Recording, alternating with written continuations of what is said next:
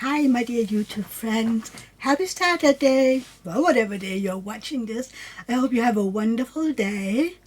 So it's Saturday, and today is my Mia's World of Fairy Tales. So, guess what we're doing? First off, I am still having all the side effects from my drugs, so my new medicine. So I might yawn away. Um, so yeah, if you're new here, welcome. My name is Mia. I live in Denmark with my husband and 4 cats, and I would really appreciate it if you would consider subscribing to my channel. I always need new friends, and I have a surprise for all of you when I hit 350 subscribers, so don't be afraid to share my channel and my content with everybody you think might like my content. But right down there in the corner, there is a subscribe button. Next to it, there's a bell. Ding that, choose all, and you'll be notified. And you'll be notified whenever I put up a new video. Sorry. And if you're back, hi, welcome. I'm so happy to see you again. I hope you'll enjoy this fairy tale as much as you enjoy all the other one. So yeah, let's get to it. If you're new here, I will be reading off my phone, so I will be looking down. And yeah, so this story is called The Darning Needle. There was once a darning needle who thought herself so fine that she fancied she must be fit for embroidery. "Hold me tight," she would say to the fingers when they took her up. "Don't let me fall. If you do so, I shall never be found again. I am so very fine." "That is your opinion, is it?" said the fingers as they seized her round the body. "See, I am coming with a train," said the darning needle, drawing a long thread after her, but there was no knot in the thread. The fingers then placed the point of the needle against the cook's slipper. There was a crack in the upper leather, which had to be sewn together. "What coarse work!" said the darning needle. "I shall never get through. I shall break. I am breaking." And sure enough, she broke. "Did I not say so?" said the darning needle. "I know I am too fine for such work as that." "This needle is quite useless for sewing now," said the fingers, but they still held it fast, and the cook dropped some sealing wax on the needle and fastened her handkerchief with it in front. "So now I am a breastpin," said the darning needle. "I knew very well I should come to honor some day. Merit is sure to rise." And she laughed quietly to herself, for of course no one ever saw a darning needle laugh. And there she sat as proudly as if she were in a state coach, and looked all around her. "May I be allowed to ask if you are made of gold?" she inquired of her neighbor, a pin. "You have a very pretty appearance, and a curious head, although you are rather small. You must take pains to grow, for it is not everyone who has sealing wax dropped upon him." And as she spoke, the darning needle drew herself up so proudly that she fell out of the handkerchief right into the sink, which the cook was cleaning. "Now I am going on a journey," said the needle as she floated away with the dirty water. "I do hope I shall not be lost." But she really was lost in the gutter. "I am too fine for this world," said the darning needle as she lay in the gutter. But I know who I am, and that is always some comfort." So the darning needle kept up her proud behavior and did not lose her good humor. Then there floated over her all sort of things, chips and straws and pieces of old newspaper. "See how they sail," said the darning needle. "They do not know what is under them. I am here, and here I shall stick. See, there goes a chip, thinking of nothing in the world but himself, only a chip. Oh, there's a straw going by now. How he turns and twists about. Don't be thinking too much of yourself, or you may chance to run against a stone. There swims a piece of newspaper that is written upon. It has been forgotten long ago.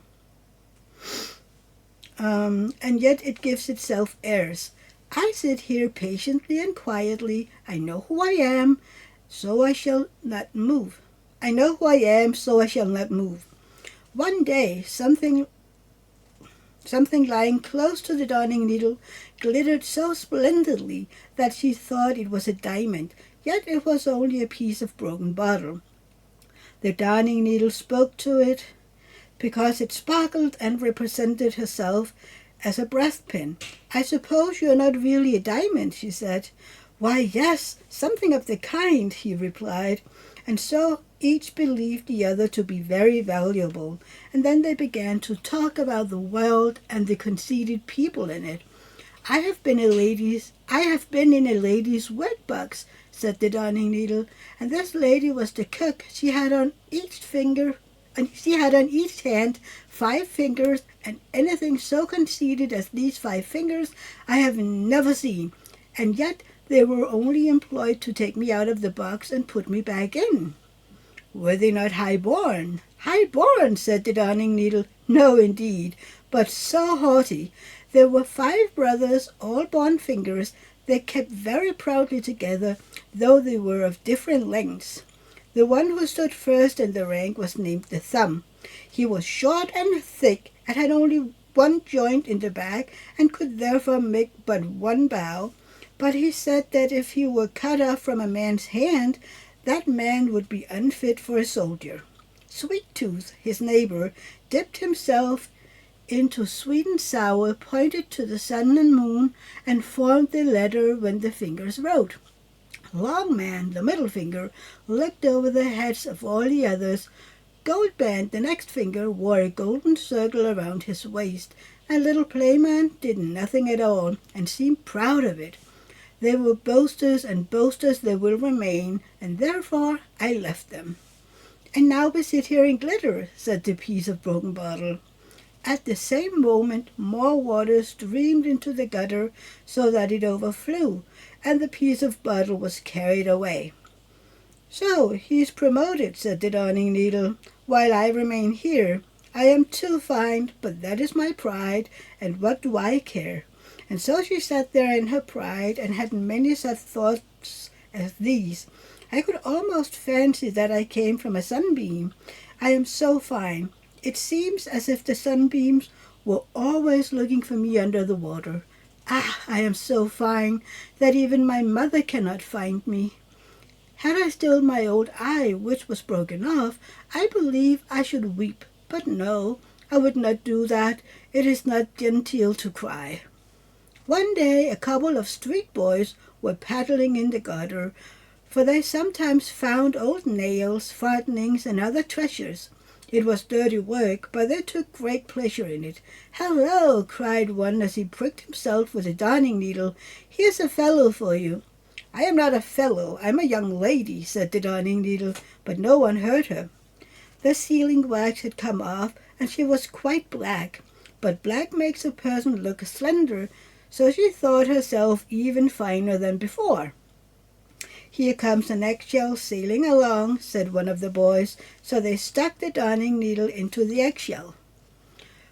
"White walls, and I am a black myself," said the Darning needle. "That looks well. Now I can be seen, but I hope I shall not be seasick, or I shall break again."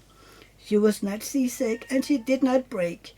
It is a good thing against seasickness to have steel stomach, and not to forget one's own importance.